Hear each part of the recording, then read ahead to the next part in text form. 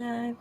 Welcome back to another episode of the Get Up Girl. I am here with my gal, Lesley Logan. Let me tell you all about Lesley. Lesley and I met, we've done so many lives together, but she and I met at a mastermind in 2019, right before everything hit the fan, right?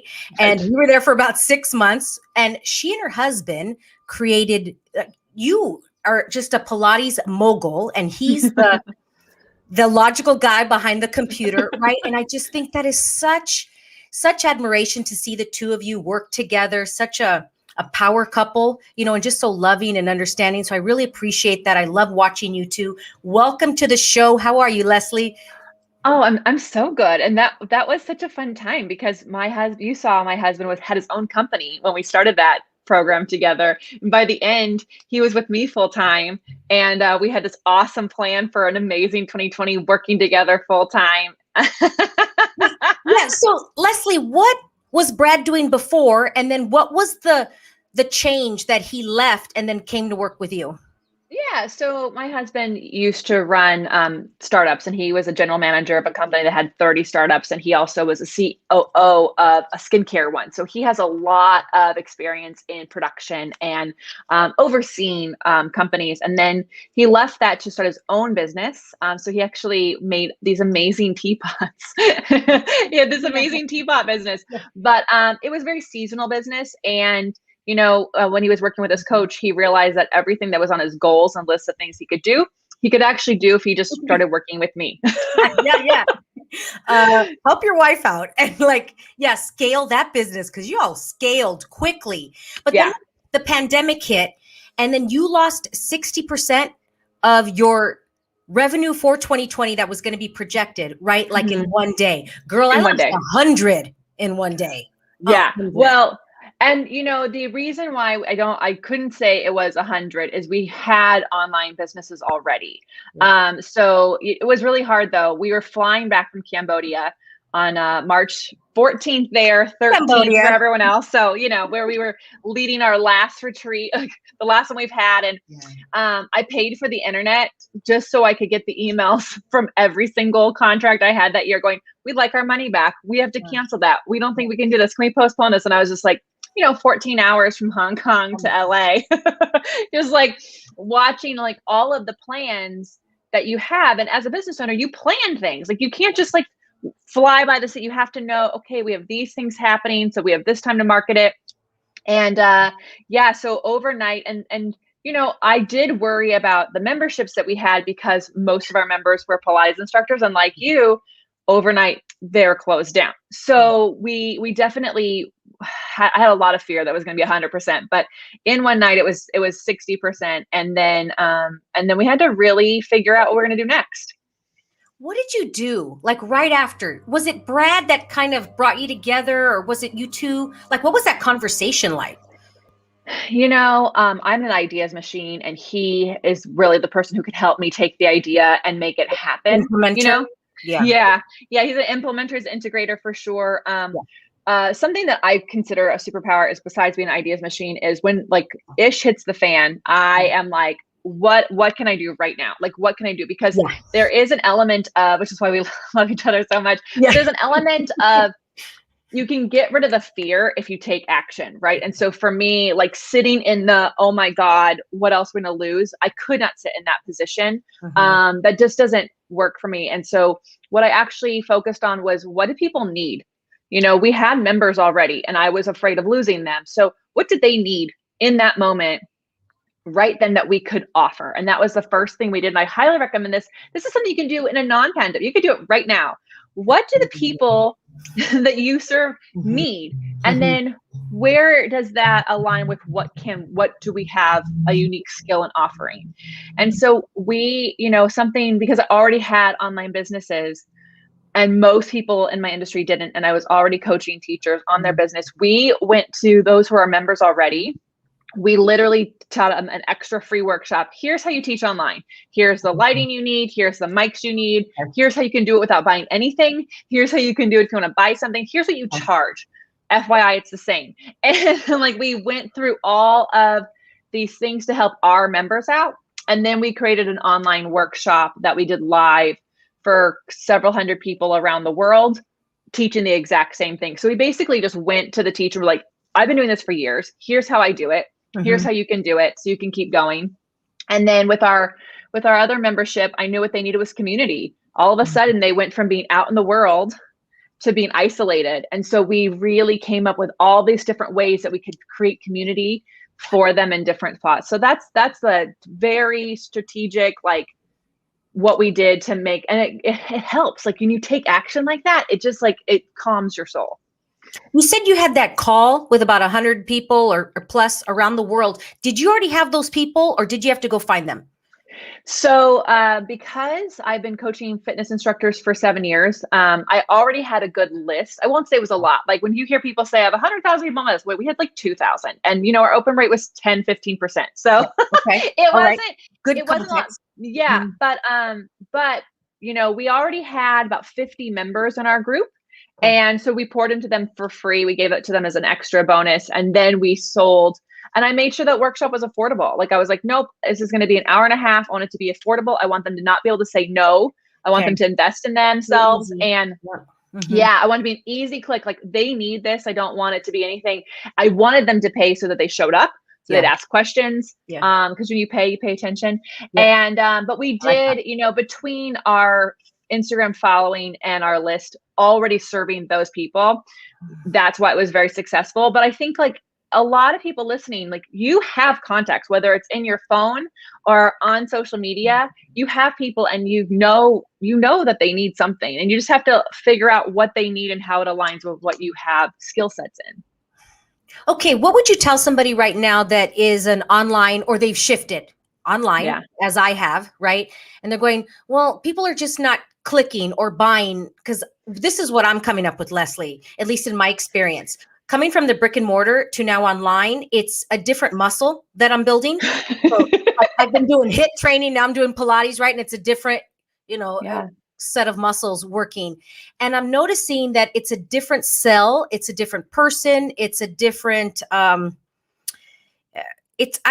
coming up with that it's harder to sell it than it was in person. In person, I can sell it easier. What have you come up with that, or have you noticed anything of that nature? Oh, you are 100. So this is what was so funny. As I was getting off that plane with all this, like, oh my God. Yeah. Do we even have the money in the bank to refund all these people? Because a lot of people paid me the year before, right? Yeah. Like they paid me a while ago. Yes. I had also all these text messages from so many people in the business world going, oh girl, you are going to blow up. Now is your time. Everyone's going online, right? And, the coaches out there were saying, well, yeah, every client is going online and every teacher is going online. So that's why it's not a competition. Okay. It is. Yeah. It is, because, most people who had to go online for their fitness didn't like being online. So their life also changed dramatically at the same time that all of us who have a business changed. And there are those early adopters, like my clients who switched on virtually with me immediately, they're still with me. But a lot of my people were like, oh, just let us know when you're open, right? And like because they don't like virtual, they don't like online. And so it is a different sell. Yes. You have a lot more competition, because on the scroll, right? People are scrolling, they're being hit with every person out there. So here's my tips for you, because I think that Field of Dreams movie is hogwash lie. If you build it, they don't necessarily come. I'm so sorry. I hate that. Let's get real. Yeah. So onlinepilatesclasses.com turns 3 this year. So, it was almost 2 years old when the pandemic started. Okay. And so I was already in it, right? We already had members. We did not even have 100 members. There's a lot of, competition for people before the pandemic who liked online. Yes. For what I had to offer. And so here's what we did. We stopped last year. We stopped trying to compete with anyone on price. So first of all, we know that we're more expensive than our competitors. Fine. What we focus on is our unique skill set, our unique things about our programs. And so I would say, instead of focusing on, like, if you're a HIIT teacher or a dance teacher, this is dance cardio. No. What about your dance cardio are people going to get that's different? Maybe you use special music. So then I would use it in the title. Like, this is Cardi B dance cardio class. You know what I mean? Like, you want to really dial in. We highlight that we actually give you less for more money, you know? And, because of that, what we offer is we solve a person's problem. Most people with online, they just don't know what to pick. So we are like, we take the decision out for you. So we highlight that. The other thing is it's a long game and it's not for everyone. So you might be on demand now, but maybe you're like, I can't wait for my studio to open up. Then I would put scarcity around that, going, this isn't going to last forever. We're only doing this for this amount of time, and like really do that, because even if you go back in person, there's some way that these people can refer you clients, could show up, things like that. So I would really highlight your differences. And then you have to talk about it way more than you think. Like, oh, you have to talk about it. Okay. So you got the algo, because now that you're online and where people are inside, it's not like you can walk down the street going, hey, check out my classes on this website. You can't do that, right? So you have to remember that it takes 7 times for someone to even remember what you said. 7 times, right? Then it takes 7 to 17 times for them to even click on the post. Mm-hmm. And that was before the pandemic. Yeah, because Lesley, let's say you say, well, I posted 7 times on this, but it doesn't mean that they saw it the 7 times. So you might post 40 and then they saw the 7, then it goes to the next 27 times for them to actually click or whatever you said. Yes. Yeah. Okay, I'm so this is helpful. I'm taking so many in virtual notes in my head. What, Lesley, do you do different at onlinepilatesclasses.com that you say this is our difference? Yeah, so we actually, we take the decision away by only letting people have 1 class for a whole week. That's it. You get 1 class. Right. I remember you telling me that. Okay, so you pre-record yours, right? They're not live. And then, so it has scarcity for them to then do the workout. Now, after that, do they have to post or tag so that they can show that they did that workout? So there's a little bit of like competition or something like that? We do that when we do challenges, and I highly recommend doing challenges as a way to get people to experience your product, because a lot of people, you know, you could give them a free class or a free 2 weeks. We do offer those things. They're not actually as, people don't use them as much as when I do like a 4-week consistency challenge that I do make them pay for. It's a nominal fee. And then we put them in like a Facebook group and we actually really get them to experience community. We have them post so that they can win prizes and we make that happen.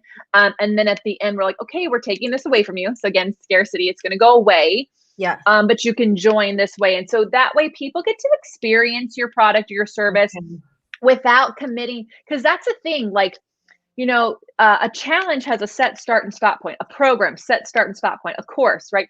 But a subscription, a membership, people don't trust themselves to actually do it. People think, if you're watching this and you're a business owner, you think it's about you. You think that it's personal, that they don't like you or what you're offering. No, it's all in here on them. And they're thinking, will I remember to unsubscribe if I don't use this? Will I remember to use this? You know, and so it's more like you've got to get them to trust that they'll use it and that they can trust you to stick with them. We do a lot of legwork with our community. We do have a Facebook group, which now it's 400 plus people, where I go in there every single week. I like every post. I comment.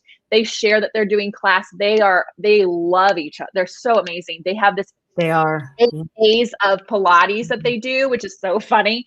But so I'm in there with them. And so they actually feel like they have access to me. It's not just like, here's my program. Like, remember in the days when you buy a DVD and that was it? Like, you bought the workout DVD and you were isolated. No, this is we very much do that. And so I think if you, like for you, Joanna, or for anyone who's like, I've been doing this for a year and it's just not paying the bills like my studio did. Well, remember when you opened your studio? How long did it take to fill those classes consistently? All the things that you had to do.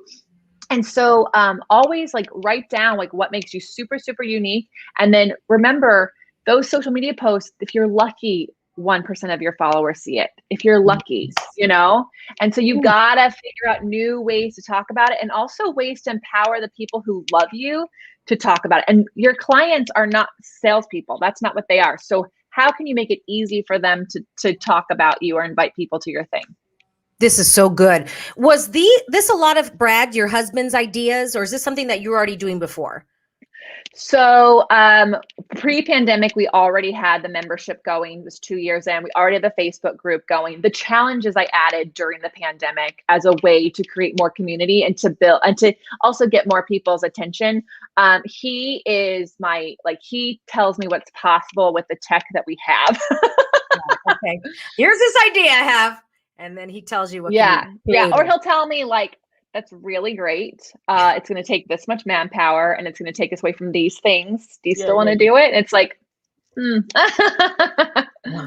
do you get your members now? Do you do social media ads?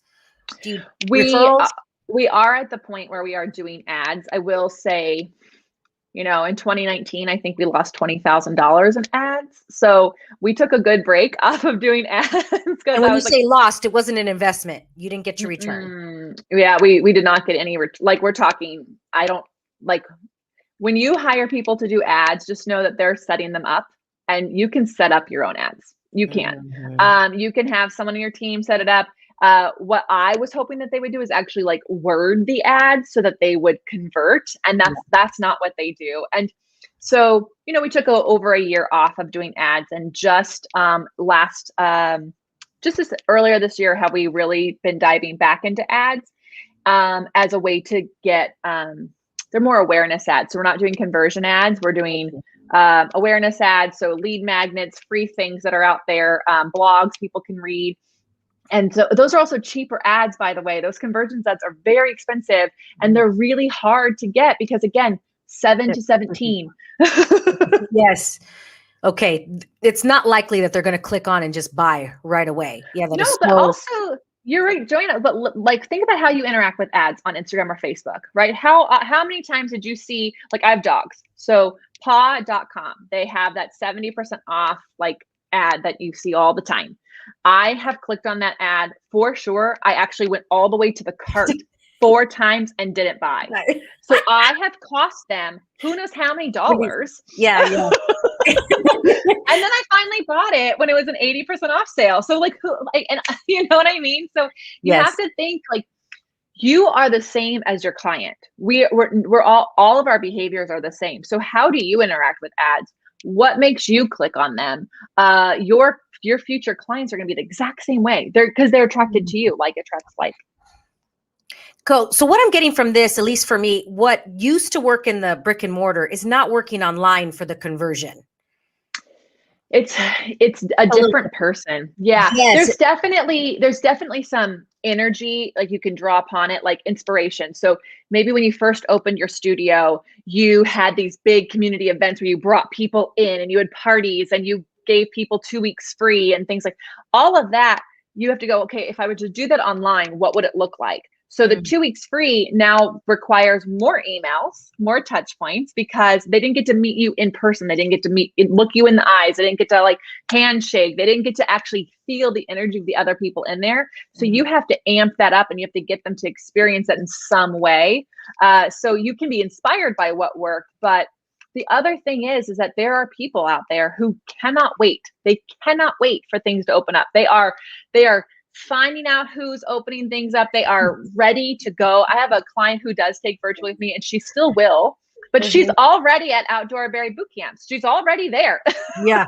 I drove by yesterday, LA Fitness, and there was a line. So when one person came out, the next one came in and they were just waiting. Yeah, just waiting.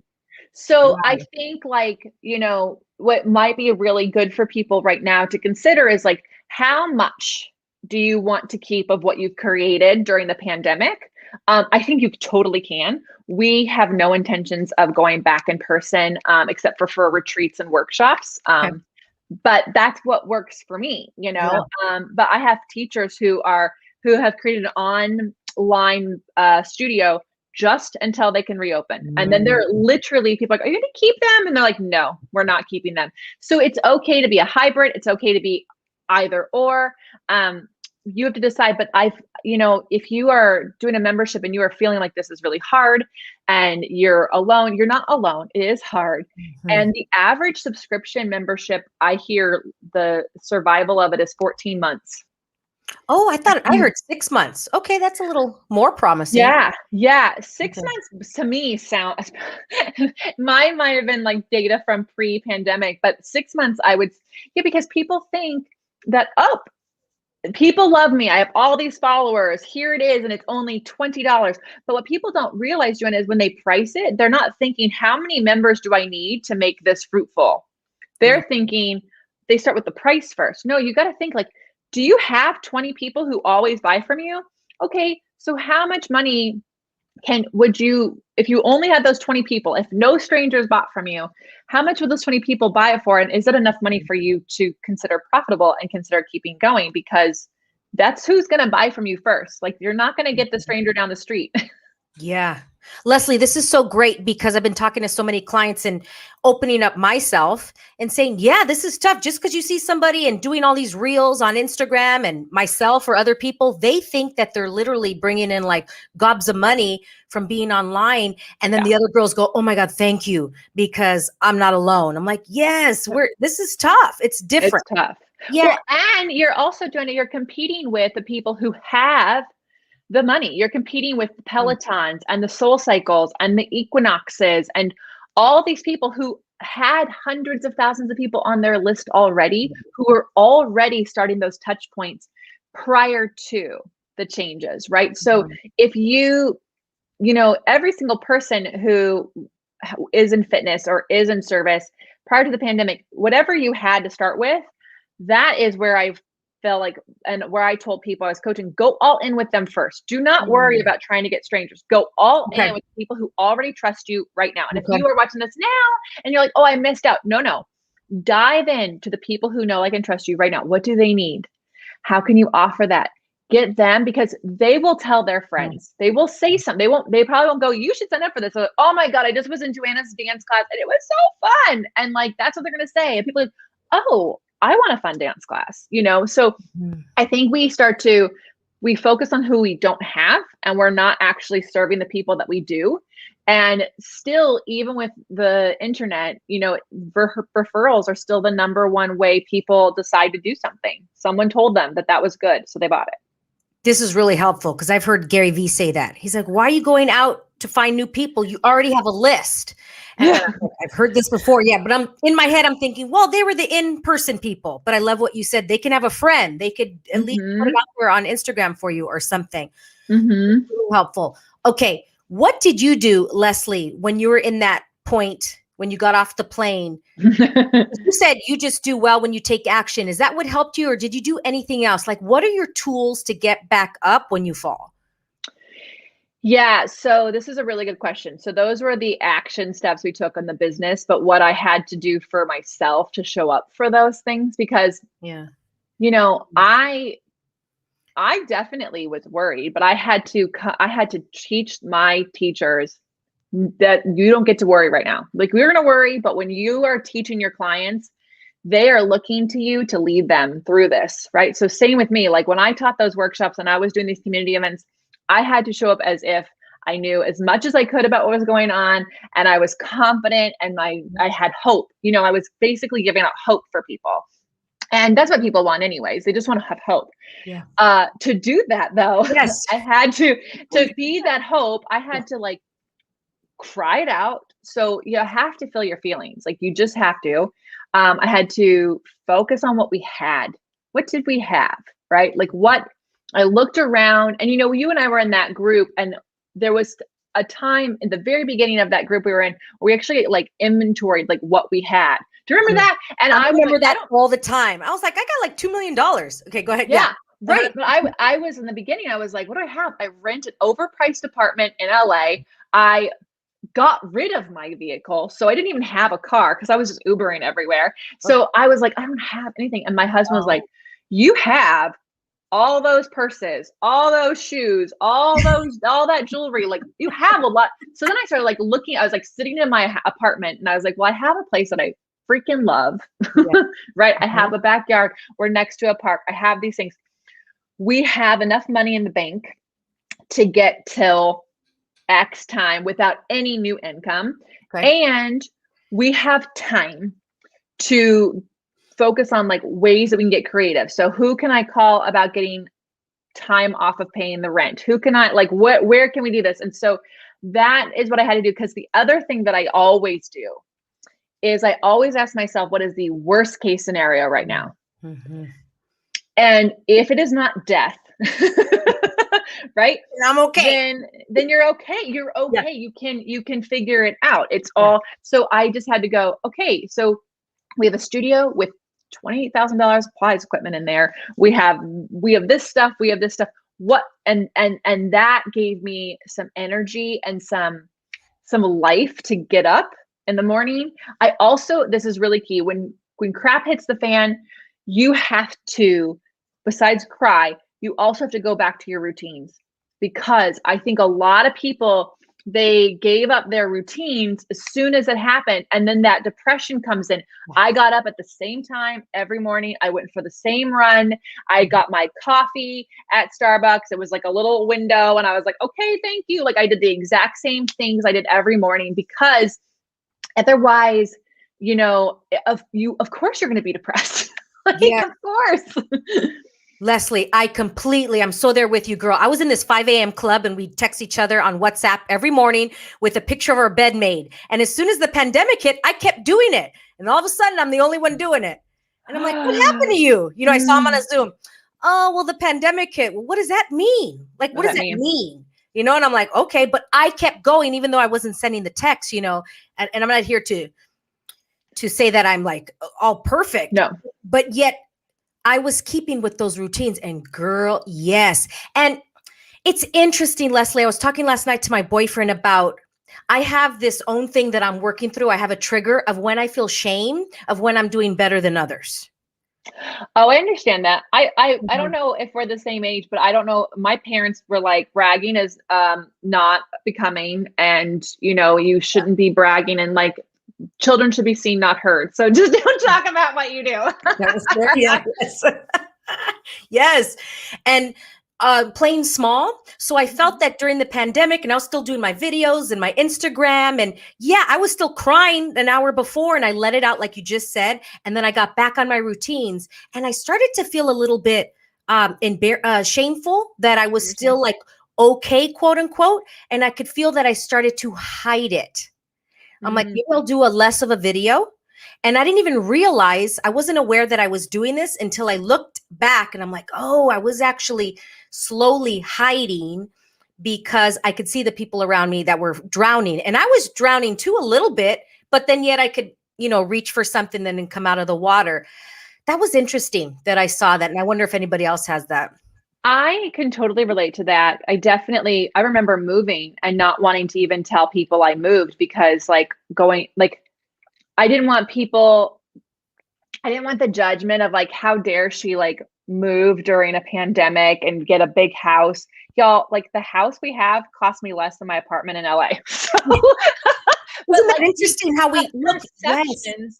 And so I totally relate. And here's what I did do that I would do before I would talk about anything that I was proud of, because I wanted to give people hope, right? So I did have to tell teachers, this is what I'm able to do right now. This is how we're able to survive this. So what I would start it off with, and I want to say this, Joanna, because we're all in a pandemic together right now, but there are versions of this pandemic that will happen in your life where you will cease to be able to do things the way you did them before. That's just how life is. There's always something that's going to become an obstacle. So yes, we're in a pandemic now, we're all in it together, but you know, next year we could be like living the new life, and you could end up with like a new obstacle. And so you have to take all this stuff is reusable. Yes. And that is, who do I want to be when this is all over? What did I want to have learned? What do I want to be proud of? What do I want to say I did? Do I want to say that I sat around for a year waiting, binging out on Netflix, you know, like, oh yeah, I saw everything that I got Bridgerton down, and you know, the Tiger King down, and the Love Is Blind down. Like, do I want to say that, or do I want to say like, you know, we grew our business. We were able to employ people around the world. We are now their livelihood during a time when like they lost their business. Do I want to say that I was able to finally do the thing that I kept saying when I have more time? Like, who do I want to be when this is over? What do I want to have learned? I didn't want to look back on this year and go, what a waste. I wanted to look back and go, what did I learn? What did we grow from? How do we do this? And so that helped me be okay with, bragging's the wrong word, but sharing the growth I was having, because I was coming at like, I want you watching this to also think that way. And then what are you doing? And so that was kind of how I reframed any growth, because I did catch myself playing small or like justifying things. Justifying. Yeah. And Lesley, here's the thing that I also have that I'm going through as a trigger. When I bring it up and then people around me go, oh, Joanna, you shouldn't say that, or why do you think that, etc. And I'm saying, I'm having the awareness right now that I didn't know I was doing that before. And I'm sharing this for somebody else that's out there going, oh, thank you, Joanna, for sharing it. But how many times do I get the shame for feeling the shame? Do you get what I mean? It's a little... I absolutely do get what you're saying. I absolutely do, because I didn't see anyone who, when I was growing up, as a woman who was a boss, who was loved, right? Like I always saw, like my grandmother was a secretary, my mom went back to school when I was going to school, and then she was a teacher. I didn't see anyone be a boss. And then around me in the family I grew up with like when a woman was successful, there was always these other like things around her success, right?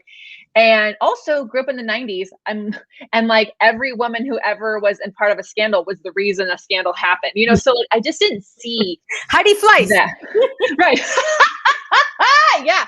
So I didn't see that. And I totally get what you're saying, because I want Pilates teachers to know, right? Like, a lot of people say Pilates, oh, there's no money in Pilates. I'm like, they're lying to you. They maybe haven't figured that out, but don't let their view of this world cloud yours. And so I do want to shout out from the rooftops. No, you can make 6 figures teaching Pilates by yourself. You can do this. You can do these things, because I want the person who's me out there who doesn't have that surrounding them to hear that it's possible. And so, I would say for you, those people who are saying that, I guess it's like, are they the people you're doing those things for, or saying those things for? Probably not. They're probably people in your life who are there because they're family, or they've been friends for a long time, and they probably worry about them doing that out there. So that's why they're projecting onto you. So I think if anyone is having a similar thing that Joanna's having with their family or friends, it's like,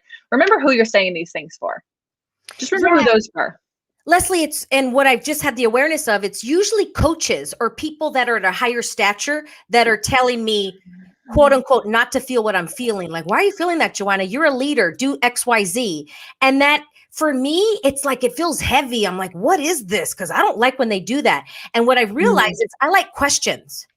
You do. Right? So let's say, for example, there's a coach and like, hey, Joanna, what's that about? A question, instead of saying, why don't say that, you're saying this, you're not inspiring people. And then I feel like, oh, and then I create separation with them because I don't like what they're saying. It's very interesting. So I wonder if this is happening to other people. So then they shut down, but I'm sharing it and I'm saying, I don't like when people tell me that. I saw a healer, Lesley, a couple of weeks ago, and he was telling me something, and all of a sudden I shut down. And then he asked me, what's that about? And I looked at him and I said, I don't like when men tell me what to feel. And he goes, oh. Yeah. But then he also like shamed me for feeling that. Do you get what I'm saying? And I'm like, I just opened up to tell you that I don't like when, I don't know what that is yet. I'm moving through that trigger, but I don't like when men tell me, don't feel this, you're crazy, whatever that trigger is. I'm like, I don't like that. That just came up right now. And then he shamed me for like saying it. And I'm like, I feel like I'm in a freaking infinity right now. So that's and I think like I think so many people end up with that. I don't think you're alone there. It's like there are different ways to, as you know, there's different ways to ask every question. And he could ask something similar that would help you explore versus like defend. You know what I mean? Yeah. Then my walls went up like, hey, what is that about? Yeah. Well, let's go to the questions now, because we had a time to have a little photo shoot together and we were talking about the questions, and then show your tattoo. Oh yeah. I mean, it's there it is. How do I get it? I'm doing it backwards. You know, when you're like doing things backwards, y'all, this is so funny. Okay. It's like a mirror. There we go. How about that? Yeah, perfect. It says I wonder. And I've really wonder. changed my diction. I say I wonder all the time. And it's really funny, Lesley, because the people around me, you start speaking the way the people that you're around, they start saying, I wonder, everything's I wonder. And it's funny when I'm with other people and they don't get the I wonder, they're looking at me like, what do you mean I wonder? What do you mean? Like you could see it perplexed face. Well, I had someone who was, she saw it the other day. I hadn't seen her in a long time. We got to hang out outside. She just moved to Vegas, and she said she saw it, and she's like, I wonder what are you wondering about? Like, as in, like, what is there to wonder about? Yeah. Like, are you okay? I was like, everything. I want to wonder about everything, and sometimes. When you're not, that day that we did that photo shoot, I told you this before, but I told the photographer on the way there, I do not feel like my higher self. I am showing up really low. I am feeling really small. I feel like there is a lot, because this was the February before the pandemic, and I had been living this virus that most people weren't paying attention to since December, because we had to fly through China. So we were already very aware of like what was coming on, and knowing that like we weren't getting enough answers from here, from our own government. Like we were just, and so I was just had so much stress, so much pressure, and I wasn't wondering, I was worrying. And so when I said, I can't wait to get this makeup on, because I know once the makeup is on, the clothes are on, like I can step into that higher self. And then you, with your fieriness, were talking about your questions, and you brought up the I wonder. You've always talked about how to think about this, but you brought up the I wonder, and that was my little antennas were like, you need to wonder more. So I have it tattooed on my left hand because I'm left-handed. So that's why I couldn't work the camera. So I can see it daily. Like I can catch myself and remind myself to wonder more. That is phenomenal, Lesley, because before, when you showed up in your lower self that day, you were in the conclusion. Were you in this is the end, already living at the end of the movie? Yeah. So that's the wonder when people ask, what are you wondering about? Everything. There's no period in my life. There's no end yet. Yeah. Everything's just like a kid. Everything's in exploration. They're seeing it for the first time. So that's at least what it is for me. Wow. Yeah. You just made me realize that I want to get like 3 dots. Like the ellipses, like the ... like there's no period, just a ... That's good. And every time I write copy, Lesley, I always do ... I hardly ever write periods. I do. I just realized that I like a ... There is no period. There's no end. I've had a friend. I remember when I was when I wrote my book, 7 years ago. She's like, you don't need to use this many ellipses, and I was like, I do. You should put the period then, because I can't. Lesley, that's so funny when people they'll look at my grammar and my copy, they'll go, oh, this needs a period. I was like, no, I don't want a period. I want an emoji. I want the 3 dots, Do you also do a lot of exclamation points? Because I will do that because it's not a period. 99% is an exclamation mark. Yeah, my husband is like, you use too many. And I was like, read it out loud. It sounds better. Oh my God. Oh, I love it. Oh, you're phenomenal. Well, Lesley, where can everybody find you if they either are a Pilates instructor? Do you also work with non-Pilates instructors and just fitness? Okay. If they're an instructor or they want to take and study online Pilates with you, tell them where to go. Yeah. So if you want to study Pilates, you want to get Pilates in your body, or you just want to like move your body, onlinepilatesclasses.com is where you can do Pilates with me. We have flashcards, we have classes, we've got free tutorials, everything. And then if you are a fitness instructor wanting to study your business or get help with your business, that is what profitablepilates.com is. And there's hundreds of free blogs. We are literally in the middle of a rebrand. So you'll go on. So depending on when you watch this, it'll be in one state of its rebranding, but it's basically what I'm making this is a hub for fitness instructors, even though it says Pilates, insert what you teach in there. For business advice that they can come. So hundreds of free blogs. And then if you want to invest, there'll be courses. There's already courses. Joanna's got a course for us. Yeah. And then we have a coaching group for those who want consistent coaching. Your URLs are phenomenal. They're like, exactly. So That's so onlinepilatesclasses.com was my husband. He was on the phone with our now project manager, and they were just going over like SEO, like what are the top things, and Pilates classes online was the top phrase. And they went into GoDaddy, and I can't even believe it. Onlinepilatesclasses.com for what is it, $1.99 a month or whatever it is. Yeah. No, it was just sitting there. That's how you know that there's divine things for you, right? Yeah. Because my friends own the top 2 Pilates platforms, and I know that they bought all the URLs around them, and that one was just sitting there. How does it get better than that? Right. And your Pilates cards are phenomenal. You can scan them, girl, phenomenal. The QR code was Brad. And because I came with the flashcards, y'all, these, I don't have them near me, but they're freaking awesome. And on one side, it's a picture, and the other side, it's how to do it. I have the transitions, I have modifications, how many reps. And so if you don't have Wi-Fi and you don't, or you're like, I'm so tired of being on my computer, you can use them. But on one side is a QR code that when you scan it with your phone, it takes you to the free tutorial. So Brad wanted to put those on there. This is pre-pandemic. And I was like, do people even actually know how to use that thing? He's like, well, we'll tell them how to do it in the instructions. They do now. So how does it get better than that? How does it get better? Oh my gosh, my boyfriend said the same thing because I showed him your cards, and he's like, oh my God, now everybody knows how to do it from the menus at the restaurants. Yeah. It's they're so great. They're all over the world now. I'm so proud of them. I wonder, my next wonder is like, who's going to be the first person who takes it? Urban Outfitters, Target, Barnes and Nobles. We'll find out. Go see them in Urban Outfitters. Oh, right. They're perfect. Heck yeah.